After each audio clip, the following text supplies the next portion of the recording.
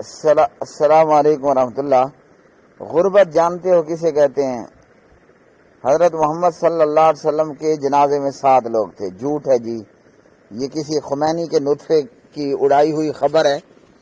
صحابہ کرام رضوان اللہ تعالی علیہم اجمعین اور نبی علیہ السلام کا جنازہ، اس متعلق پہلی بات تو یہ سمجھ لیں کہ پیارے نبی علیہ السلام ماں عائشہ رضی اللہ تعالی عنہا کے حجرے میں آپ نے وفات پائی، اور پیغمبروں کا معاملہ یہ ہوتا ہے کہ وہ جہاں فوت ہوتے ہیں نا، ان کو وہیں دفن کیا جاتا ہے۔ عام لوگوں کی طرح نہیں کہ ان کی میت کو اٹھا کر قبرستان لے جایا جا رہا ہے۔ اس لیے نبی علیہ السلام ماں عائشہ کے حجرے میں فوت ہوئے، وہیں آپ کی قبر نکالی گئی، وہیں آپ کو دفن کر دیا گیا۔ اب حجرہ کتنا بڑا ہوگا؟ ہاں جی، حجرہ کتنا بڑا ہوگا؟ آپ زیادہ سے زیادہ ہم اندازہ لگا لیں، تکا کر لیں کہ وہ 10 بائی 10 کا ہوگا، ہاں جی، یا اس سے بھی تھوڑا سا کچھ کم۔ تو اب اتنے سے کمرے میں کتنے صحابہ آتے؟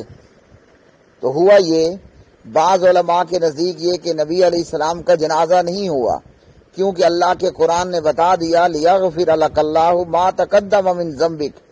جب نبی علیہ السلام پر کوئی گناہ ہی نہیں تھا تو جنازہ کس بات کا؟ جنازہ تو ہوگا میرا، جنازہ تو ہوگا آپ کا، جنازہ تو ہوگا ہمارا، کہ ہم گناہوں کے پیپے ہی نہیں، گناہوں کے پتیلے ہیں۔ نبی علیہ السلام تو پاک پوتر گئے، کچھ تھوڑا بہت معمولی سا کوئی معاملہ تھا بھی تو اللہ کے قرآن نے وفات اور ممات سے پہلے ہی بتا دیا لیغفر لک اللہ ما تقدم من ذنبک۔ آپ کہہ دیں کہ نبی علیہ السلام فوت ہوئے تو ایسے فوت ہوئے جیسے بچہ ماں کے پیٹ سے پیدا ہوتا ہے، ہاں جی۔ اب یہ تو ہم سمجھتے ہیں نا کہ معصوم بچے کا، ہاں جی، جنازہ، وہ تو ہے ہی معصوم۔ اور یہ بھی آپ کو معلوم ہونا چاہیے، معصوم بچے کے جنازے میں عام دعائیں نہیں ہوتی، اللہم اغفر لہ، ہاں جی، کیوں؟ وہ تو ہے ہی بچہ، وہ تو ہے ہی معصوم۔ اس میں جو ہے وہ اللہم اجعلہ لنا فرطن، یہ چھوٹی سی دعا پڑھی تو آگے اگلی تکبیر کہی اور سلام پھیر دیا، جنازہ ہو گیا جی، ماشاءاللہ۔ تو اللہ کے رسول جناب حضرت محمد الرسول اللہ صلی اللہ علیہ وسلم معصوم تھے، اور کچھ کوئی تھوڑا بہت باحثیت انسان جو آپ سے کچھ ہوا وہ بھی اللہ نے جیتے جی معاف کر دیا۔ جیسے عبداللہ ابن ام مکتوم رضی اللہ تعالی عنہ کے حوالے سے اللہ کے قرآن نے کہا عبس وتولی ان جاءہ الاعمی وما یدریک لعلہ یزکا وغیرہ۔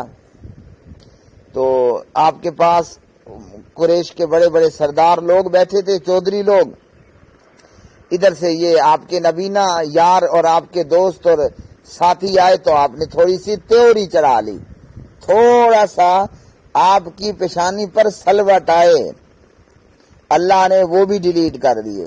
اب بتاؤ پیچھے کیا بچا ہوگا؟ تو بعض علماء کے نزدیک تو نبی علیہ السلام تھے ہی بخشے بخشائے، تو ایسی عظیم ہستی کا جنازہ کیا ہوگا؟ ان کے نزدیک یہ ہے، چونکہ آپ چھوٹے سے روم میں، چھوٹے سے کمرے اور حجرے میں تھے، تو 10 صحابہ آئے اور آپ پر درود پڑھ کر نکلتے گئے، بات ہی ختم۔ اسی طرح بعض علماء کے نزدیک یہ ہے کہ 10 لوگ نبی علیہ السلام کے پاس آئے حجرہ عائشہ میں اور فردن جنازہ پڑھا اور نکلتے گئے۔ الرحیق المختوم صفی الرحمان مبارک پوری رحمہ اللہ۔ تو یہ ہے نبی علیہ السلام کے جنازے کا معاملہ۔ یہ خمینی خبیث کے بیجوں کا یہ حال ہوتا ہے، ذاکر اور یہ ملنگ دڑنگ جن کا کوئی پتہ نہیں ہے کہ یہ متے کی پیداوار ہے، ہیں جی، یا کیا بھلا ہیں۔ تو خمینی کا کوئی بیج ہوگا یا متے کی پیداوار ہوگا یا ایسے ہی وحوش قسم کے لوگ جو اس طرح کی بات کرتے ہیں، تو ان باتوں کے اندر کوئی حقیقت نہیں ہے۔ اب رہ گیا معاملہ، یہ نیچے لکھے حضرت علی کا جنازہ 4 لوگ تھے۔ میں پوچھتا ہوں اگر 4 لوگ تھے، نام مرادو تم علی کے شیعہ، تم کہاں مر گئے تھے؟ چلو تمہارے نزدیک نعوذ باللہ، حالانکہ یہ بھی جھوٹ ہے، یہاں بھی دراصل صحابہ کرام کو ٹارگٹ کیا جا رہا ہے۔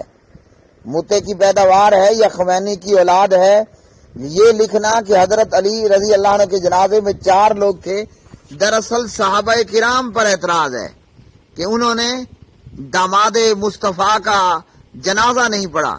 چلو نعوذ باللہ تمہارے نزدیک صحابہ نے نہیں پڑھا، حالانکہ یہ جھوٹ ہے، تو علی کے شیعہ کہاں مر گئے تھے؟ 4 کی بجائے 4 کروڑ ہوتے نا، تم تو موجود تھے تو تم نے جنازہ پڑھ لیا ہوتا، یا کم از کم حضرت علی رضی اللہ عنہ کو خارجی کے ہاتھوں خنجر لگنے اور شہید ہونے سے بچا لیا ہوتا۔ سوائے جھوٹ اور خمینیت کے اور کچھ نہیں ہے یہ۔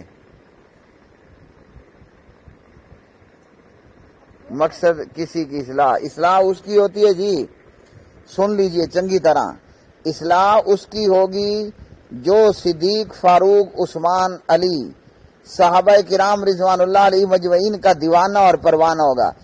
جس سینے کے اندر صدیق اور فاروق کا بغض ہوگا نا، وہ جہنم چلا جائے گا، اصلاح نہیں ہوگی۔